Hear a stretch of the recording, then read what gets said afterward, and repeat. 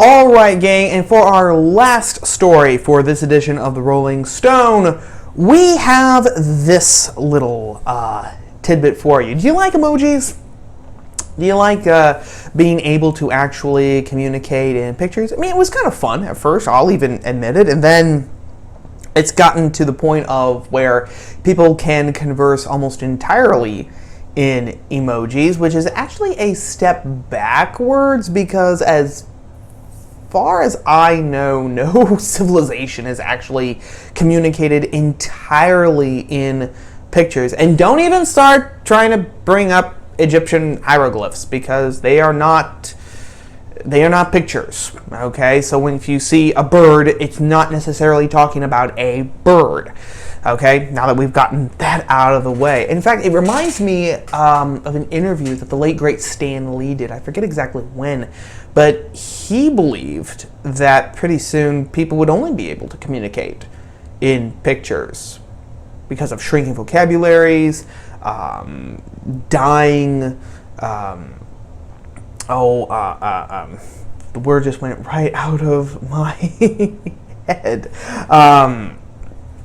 Concentration levels, dying concentration levels, and things like that. He thought we would only soon be able to communicate with pictures. And so that's where emojis have come in. And people have fun with them in text messages, and people have fun putting them in bios on Instagram and Twitter and the like.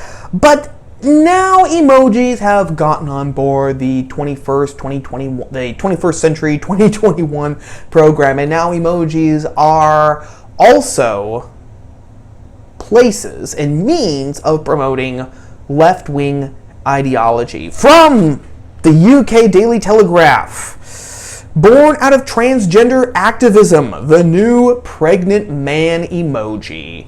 Yes, sirree. We are now complete, gang, because now we have inclusive pregnant men emojis coming at us in September of this year. From the story, the inclusion of a pregnant man emoji comes after the organization has faced heavy criticism in recent years from trans rights activists for its lack of representative symbols. In 2018, many pointed out that there was an emoji for a lobster, but not yet one for the transgender flag. The consortium introduced the flag last year and has since then brought in new symbols to ensure there are gender-neutral options for all facial and human icons, including a non-binary version of Santa. In the latest tranche, Unicode revealed it is planning to release an icon in the next update of a man with a mustache cradling a pregnant belly. Emojipedia, the reference website and a voting member of the Unicode consortium, said the new pregnant emoji recognized, quote, that pregnancy is possible for some transgender men and non-binary people, unquote. So there you have it. Emojis now are designed specifically to advance whatever ideological lies that have been made part of the narrative. And this is a much more important story, I think, than what some people have been making it out to be. I saw earlier today, when I recorded this video again on a Friday, as I usually do, earlier today I saw on Twitter Lauren Chen trying to make light of this, saying that 4chan needed to start some memes, some videos, some threads where they identified, where they associated the pregnant man emoji with the alt-right, like they did with the AOK sign, which of course led to a moral panic, where now anyone who actually just does this is automatically a KKK card-carrying member who is sending out racist subliminal dog whistles to all the other white people out there, because as we all know, as Mark Lamont Hill told us, all white people are racist. Yes, they finally, kudos for his honesty. We all knew that he thought it. We all knew that all these ideologues think it. All white people are racist. So, but anyway, Chen was trying to make light of this fact. And never mind the fact that that is not going to work, okay? Because the AOK sign was completely neutral. It was not an ideological weapon forged in the furnaces of postmodern leftism that is deliberately designed to carry a message. All right, that's why the left was able to associate this with the alt-right and therefore able to associate it with white supremacy. That's the only reason why. So never mind that it's a stupid idea that would never actually work. Making light of it actually makes light of the entire underlining message narrative in and of itself that this story reveals. Which is this: that there is no escape. There is no escape. Resistance is futile, as the Borg would say, because now when something as stupid and as asinine and as useless, honestly, as emojis, because let's just say it, emojis are useless. Emojis are there. They're pictures that take the place of words. Well, unless people have absolutely no ability to read, which is actually a future that is becoming closer and closer to reality, but until that actually comes, emojis are completely useless. They are just, excelsior, really. They're excess. They serve no purpose because people can read, and all they do is replace words. And common words, not just long words from French or Latin or German or Russian or anything like that. No, just common everyday words like fork, flag, sunlight, things like that. Okay?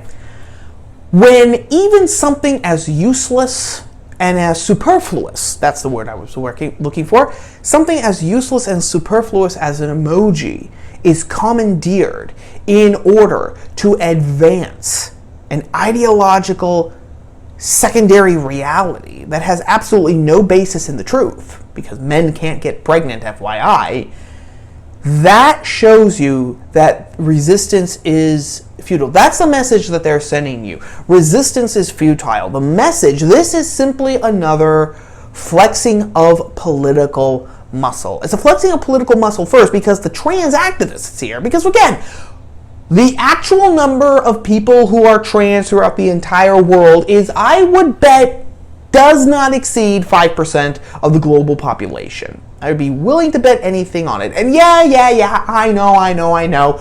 More people, more millennials, more Gen Zers are identifying as, some form of LGBTQIA2 plus whatever. That does not take into account peer pressure, social pressure, as well as what I believe for a lot of white kids who are also identifying more and more as lesbian or transgender or non-binary, etc. It's a way of actually making amends for the white supremacy that they've been told, brainwashed into believing that they have. So never mind all that. So these activists who represent a microscopic number of a microscopic sliver of the global population was able to tell Unicode, you have to include this, otherwise you are an enemy. And Unicode knew what that meant. It knew the power that these activists, that these ideologues can whip up. So that's the first instance that it shows the political muscle that the left has. The second way, again, is that we are now surrounded by the left's narrative 24/7. Whether you go onto CNN, whether you read the New York Times, whether you just want to listen, watch the Emmys or the Grammys or a Netflix show or whatever, or even just send an emoji now. The narrative is there waiting for you. And the message of that, when it surrounds you 24/7, the message is that there is no escape. So you either get with the program or you keep your head down and you keep your mouth shut. Because this isn't your society, this isn't your culture. In fact, you are a former person. Not just that your views are, maybe out of touch or they're antiqued or anything like that. You are, in fact, a former person. By actually holding to a position that contradicts the narrative, you are an enemy of society. And if you actually make that known, we will come after you. That is the message that's being sent. There it is. And the only way to get that back, gang, the only way to get that back, and that is not, chicken feed by any stretch of the imagination. The people who are just laughing at this are like, can you imagine how stupid these leftists are? These liberals, men can't get pregnant. Yeah. The people who matter in the society, they're not laughing. And like I said, the fact that they were able to strong arm a company like Unicode into actually doing it should make everyone terrified. Everyone should be in awe of the level of their power. And that's what it gets to. We are only going to turn this around, gang, through power. Some manifestation of power. Now, as of this point, I don't know precisely if that's going to be political power, if that's going to be cultural power, if that's going to be narrative power, or if it's going to be probably a combination. Probably will have to be a combination of all three. And that's not even all the listings of the different manifestations of power. But it is going to take power to actually turn this around, because the people who actually agree with this are beyond reason. You can't reason with these people. The idea that a man can get pregnant, it's not a product of reason. It is a product of Gnostic faith, completely separated from reason. I know I repeat myself there, but there you go. Now, the problem with that is that, as J.D. Vance just recently said on Fox News, I believe, conservatives are terrified of power while liberals embrace and salivate after power. I think that's because so many people on the right have convinced themselves that power itself is evil, because, of course, Lord Acton, power corrupts, absolute power corrupts absolutely. Yes, I know. But if you have no power, then you are powerless. And if you are powerless, you are weak. And if you are weak, then you are prey. That is the new dynamic that has been set up here, because we aren't living in a civilization anymore, gang. It's a funny thing. It is almost a madhouse jungle, in a sense, or it's a perverted sense, an ideological version of Alice in Wonderland, where the rules are whatever they say the rules are, which of course means that they're not rules. But that is the sort of thing. We're not living in a society or in a civilization that is actually governed by reason, by history, by tradition, by philosophy, by imagination, by discussion, by all of these different elements. No, now we are being operated by Gnostic faith that is completely separated from all those things. So of course you can't reason with this. You can't argue against it. You can only smash it. And that is what's going to happen. Or else, just make peace with the fact that you are obsolete and that your children, their minds and their souls, will literally be stolen from you. Because that is the next step of this process. Gang, that's kind of a sour note. I apologize for that, but I am calling it quits for right now. So again, glad to be back. Thank you for watching.